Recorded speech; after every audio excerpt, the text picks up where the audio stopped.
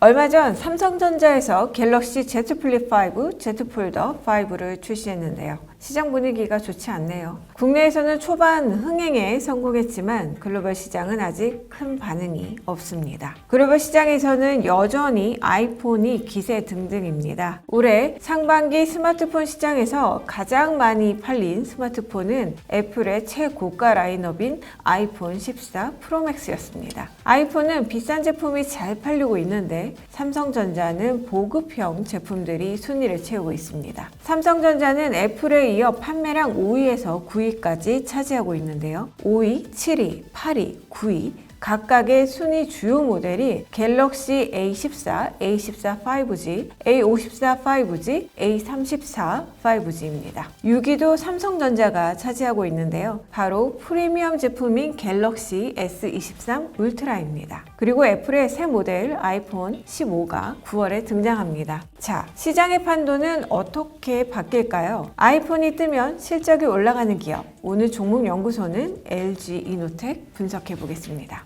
글로벌 시장조사 기관 옴디아가 올해 1월부터 6월까지 스마트폰 출하량을 조사한 결과 애플의 아이폰 14 프로맥스가 총 2,650만 대가 출하돼 1위를 차지했습니다. 아이폰 14 프로맥스는 지난해 9월 출시된 아이폰 14 시리즈 중 가장 고급 모델로 국내 출고가는 175만 원부터 시작합니다. 증권가는 9월 출시 예정인 아이폰 15 시리즈가 전작의 판매량을 넘어서 이로 인해 LG 이노텍이 극적인 실적 개선을 보일 것으로 전망하고 있습니다. KB증권은 LG 이노텍이 4분기에 사상 최대 실적을 달성할 것으로 기대한다며 목표 주가 39만 원과 투자 의견 매수를 유지했습니다. KB증권에 따르면 LG 이노텍은 올해 하반기 영업이익이 전년 대비 37% 증가한 8,431억 원으로 추정되고 4분기 분기 최대 실적을 달성할 것으로 예상됩니다. 폴디드 줌 카메라 모듈의 출하가 증가하고 최근 생산 수율 개선이 90%로 뚜렷하게 나타나고 있고요. 액추에이터 내재화에 따른 원가 구조 개선 영향으로 영업이익이 전년 대비 253% 증가할 것으로 보기 때문입니다. KB증권은 22년 3분기 이후 1년 만에 최대 실적 경신이 예상된다고 분석했습니다. 주가 수준도 매력적입니다. 지난 8월 4일 종가 기준으로 LG 이노텍의 주가가 신규 부품 생산 수율 우려로 전년 12월 29일 종가 대비 1% 상승 수준에 그쳤습니다. KB증권은 9월 중순 이후 대량 양산이 본격 시작되고 신규 부품 생산 수율 개선으로 판가와 물량이 동시에 증가할 것으로 기대되는 만큼 지금이 저가 매수 기회로 판단된다고 전했습니다. 키움증권도 같은 의견입니다. 목표 주가는 38만 원 제시했고요. 키움증권은 LG 이노텍의 주가 수준이 신형 아이폰 초기 출하 차질 우려 등을 반영해 연중 최저 수준으로 하락했고 향후 12월간의 EPS를 기준으로 PER을 보면 7.9배에 불과하다며 4분기 역대 최고 실적이 예고되는 점을 감안하면 저가 매력이 크다고 판단했습니다. 키움증권이 주목하는 건 역시 아이폰 15 프로 시리즈 출시입니다. 아이폰 15는 초슬림 베젤 디스플레이, 티타늄 소재 외장, 3나노 공정, A17 칩, 맥스 모델 폴디드 줌 카메라 채택 등의 큰 폭의 사용 변화를 예고하고 있습니다. 키움증권은 아이폰 15 시리즈의 연내 출하량이 8,500만 대 수준으로 전작보다 증가할 것으로 예상하고 있습니다. 또 스마트폰 시장의 침체가 장기화되고 있지만 애플은 중국, 인도, 동남아, 중동 등의 신흥 시장 내 입지 강화를 바탕으로 점유율 상승세를 이어가고 있다고 분석했습니다. 여기에 우호적인 환율 여건을 감안하면 3분기 실적도 시장 예상치를 상회할 가능성이 높고 4분기는 역대 최고 실적을 달성할 것으로 보았습니다. 메리츠증권도 올해 동사에 기대했던 아이폰 15 성장 모멘텀은 지연됐을 뿐 사라지지는 않았다며 목표 주가 39만 원을 제시했습니다. 앞서 LG이노텍은 2분기 영업이익이 전년 동기 대비 93%가 줄어든 실적을 기록했는데요. 계절적 비수기, 글로벌 경기 침체, 고물가 여파로 IT 수요가 줄어들면서 실적이 좋지 않았습니다. 증권가는 이러한 우려가 소멸됐다고 봤습니다. 특히 하반기는 고객사 신모델향 부품 공급이 본격화되면 실적 개선이 기대되고 있죠. 여기에 LG이노텍은 장기적으로 사업 포트폴리오 다각화를 위해 차량 카메라, 라이다, 파워 모듈 등의 부품 생산을 늘려 전기차와 자율주행 부품 사업을 새로운 성장축으로 육성하겠다는 계획을 가지고 있습니다. 이 점도 주목할 만합니다. 우선 스마트폰 부문에서 내년에 폴디드 줌 모델이 추가되고 트리플 카메라 중에 4,800만 화소 확대 적용이 이루어지면 광학 솔루션의 추가 사양 개선이 기대되는데요. LG이노텍의 경우 베트남 중심의 생산지 전략을 통해 주 고객 내 점유율을 높여갈 계획이라고 합니다. 또 차량용 카메라도 생산하는데 멕시코 공장 증설과 더불어 북미 OEM 자율주행 트렌드에 적극 대응할 수 있을 것으로 예상됩니다. 대신증권은 전장형 카메라의 매출 성장에 주목할 시점이라고 전했습니다. 멕시코 생산법인의 생산 능력 증대가 4분기에 완료되면 24년 북미 전기 자동차 업체로 카메라 매출이 큰 폭으로 증가할 것으로 보았습니다. 지난해 전장형 카메라 매출은 4,035억 원이었는데요. 24년에는 6,337억 원으로 증가할 것으로 추정했습니다. 또 고부가 반도체 기판인 FCBGA 사업 진출 이후 24년 매출 반영이 주가의 긍정적인 요인이 될 것으로 판단했습니다. 기존에는 반도체 패키지 매출이 RF 모듈향 SiP, FC-CSP 등의 모바일향 중심이었으나 FCBGA 진출로 PC, 서버, 전장 등의 다양한 분야로 매출 다각화를 실현할 것으로 예상되기 때문이죠. 즐거운 주가 상승을 기대해 보겠습니다.